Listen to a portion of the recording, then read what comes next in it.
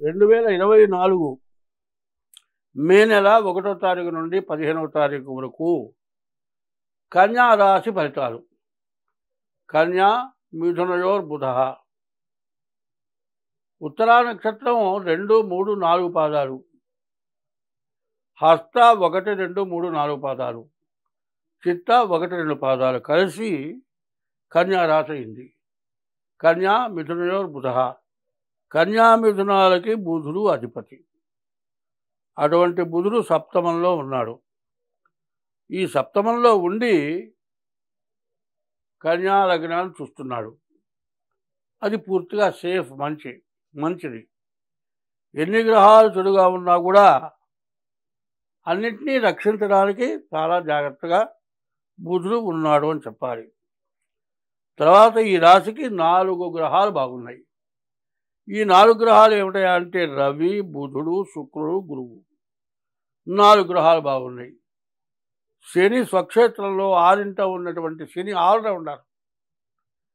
మనకు ఎటువంటి సమస్యలైనా సరే తీర్చి మనకు లాభాలు చేకూరుస్తాడు, నష్టాన్ని మాత్రం రానివ్వడు. తర్వాత ఇనుముకు సంబంధించినవి కానీ మోటార్ ఫీల్డ్కి సంబంధించిన వాళ్ళకి కానీ చాలా మేలు జరుగుతుంది. బుధుడు సప్తమంలో ఉండి లగ్నాన్ని చుట్టూ ఉండడం చేత వ్యాపారస్తులకు వ్యాపారం బాగుంటుంది.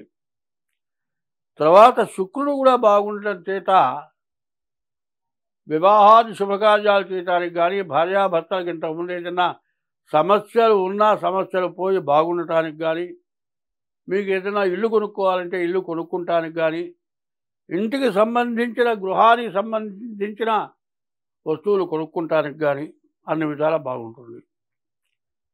గురువు నవమంలో లక్ష్మణ స్థానంలో వృషభ రాశిలో ఉండటం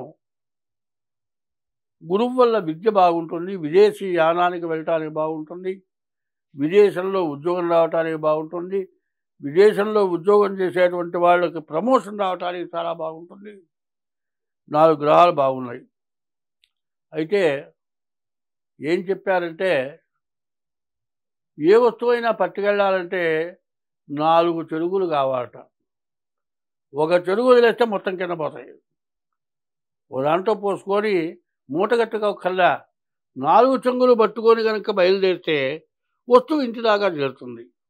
అంటే 4 రకాల బలాలన్నమాట. చతుర్విధ ఫల పురుషార్థ సిద్ధార్థం అని చెబుతున్నాం పూజలు. 4 రకాలుగా బాగుంది ఈ రాశికి. ఈ కన్యారాశి వాళ్ళు బాగున్న దాన్ని మంచిగా ఉపయోగించుకోవాలి అంటే కుజుడు, బుధుడు, రాహువు, కేతువు 4 గ్రహాలు బాగాలేవు. కుజుడు, రాహువు, రవి, కేతువు. కుజుడు వల్ల అనారోగ్యం వల్ల ఖర్చు అవుతుంది.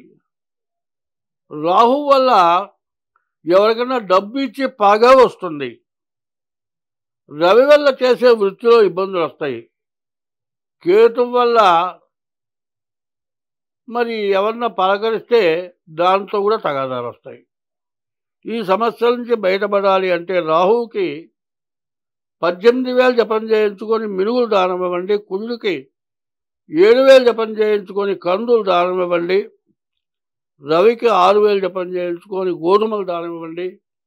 కేతువుకి 7,000 జపం చేయించుకొని ఉలవలు దానం ఇవ్వండి. ఇందాక సింహరాశి పూర్తిగా బాగాలేదని చెప్పాను. సింహరాశి వాళ్ళు అన్ని విధాలా నష్టపడే సమయం కాబట్టి జాతకం చూపించుకోమన్నాను. అయితే ఇప్పుడు సగం మంచి ఉంది, సగం చెడు ఉంది. ఆ మంచిని ఉపయోగించుకోవాలంటే చెడును పోగొట్టుకోక తప్పదు. శరీరంలో అన్ని భాగాలు ఉన్నాయి.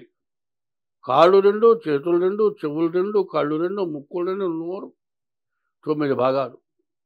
ఈ 9 భాగాలు చెవు పని చేయకపోయినా ఇబ్బంది, కన్ను పని చేయకపోయినా ఇబ్బందే, గాలి పీల్చలేకపోయినా ఇబ్బందే, కాళ్ళతో నడవలేకపోయినా ఇబ్బందే, చేతితో ఏది పట్టుకోలేకపోయినా ఇబ్బంది.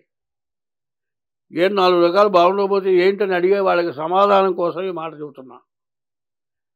శరీరానికి జ్యోతిష్యానికి నవ నాయకులు ఫలితం ఇచ్చాడు.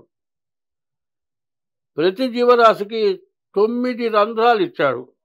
చెవులు 2, కళ్ళు 2, 4, ముక్కులు 2, 6, నోరు 1, 7, మరి ఒంటేలో 1, 2, 2 1, మొత్తం 9 వచ్చినాయి.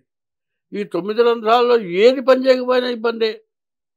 కాబట్టి 9ంటిని జాగ్రత్తగా చూసుకోవాలి అంటే 4 గ్రహాలు చాలా బాగున్నాయి, 4 గ్రహాలు బాగాలేవు.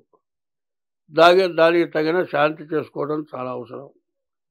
ప్రతిదానికి శాంతి చెబుతావేమయ్యా నమ్మకండి. ఎందుకంటే కష్టపడేది మీరు, సంపాదించుకునేది మీరు.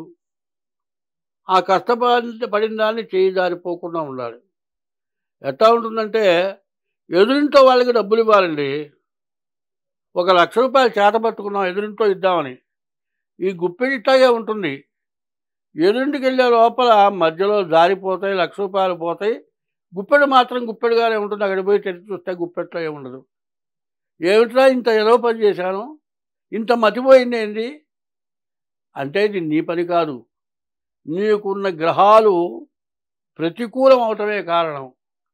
గ్రహాలకి అనుగ్రహం కావాలి. అనుగ్రహం లేకపోతే గ్రహం అవుతుంది. అనుగ్రహం ఉంటే నీకు మంచి జరుగుతుంది. అనుగ్రహం లేకపోతే ఆగ్రహం వస్తుంది. గ్రహాలు ఆగ్రహిస్తే ఇబ్బంది పడతావు, గ్రహాలు అనుగ్రహిస్తే నువ్వు బాగుపడతావు. గ్రహాలు అనుగ్రహించాలి అంటే ఈ గ్రహాలకి తగినటువంటి దోషాలని పోగొట్టుకోవటం అవసరము.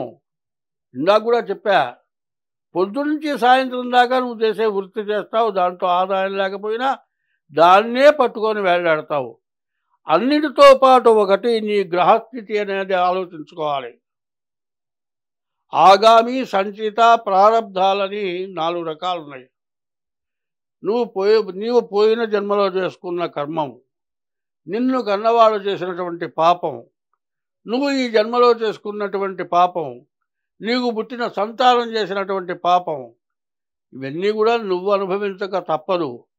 కాబట్టి అన్ని రకాలుగా చూసుకోవాలి. కళ్ళు చూసుకోవాలి, కాళ్ళు చూసుకోవాలి, నోరు చూసుకోవాలి, చెవులు చూసుకోవాలి. అన్ని రకాలుగా చూసుకోవాల్సిన బాధ్యత నీ యందు ఉన్నది. ఒక్కదాని మీదే ప్రతివాడికి భ్రాంతి. చేసే వృత్తి సాగటం లేదు, నాకు ఆదాయం రావట్లేదు, అన్ని విధాలు వస్తే ఇంట్లో కలిసి రావటం లేదు అనే ఆలోచన కావాల్సింది. ఎప్పుడు కూడా నీ గ్రహస్థితి ఏమిటి? గ్రహాలకు అనుగ్రహం కలిగితే ఆనందం కలుగుతుంది, గ్రహాలకు ఆగ్రహం కలిగితే నష్టపడిపోతావు. కాబట్టి గ్రహాలకు అనుగ్రహం కలిగితే అన్ని విధాలా బాగుంటుంది, ఆగ్రహం కలగకుండా చూసుకోవాలి. అందరం బాగుండాలి అంటే నీ గ్రహస్థితి చూసుకో. ఎప్పుడు మానవుడికి జ్ఞానం ఇచ్చాడు కాబట్టి మంచిగా ప్రవర్తించు. తర్వాత కుజుడికి, రాహువుకి, రవికి, కేతువుకి జపాలు చేయించుకొని, కుజుడికి కందులు, రాహువుకి మినుగులు, రవికి గోధుమలు, కేతువుకు ఉలవలు దానం ఇవ్వండి. మీకు అన్ని విధాలా శుభము, మంచి జరుగుతుంది. స్వస్తి.